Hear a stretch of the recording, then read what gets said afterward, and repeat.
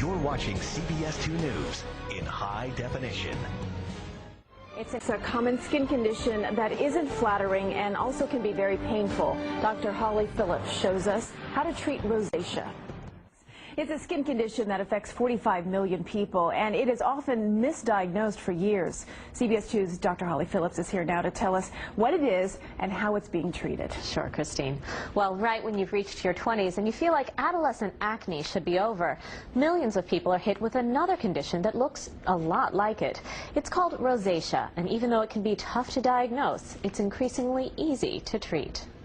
Over the years, people had commented typically that I was out in the sun too long, or they would say that you look like you're windburned. Michael Pinella's cheeks and nose were constantly flushed and painful, and offhand comments just added to the sting. You just play it off, you just politely fail to respond. Pinella suffers from rosacea, a common skin condition affecting 1 in 20 Americans. It affects women and guys.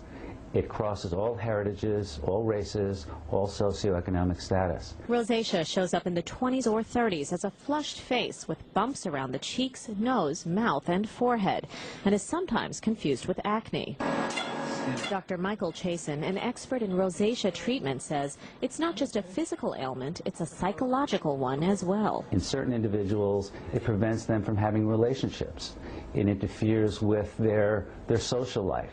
It impedes their performance at work. No one knows what causes rosacea, but it tends to run in families.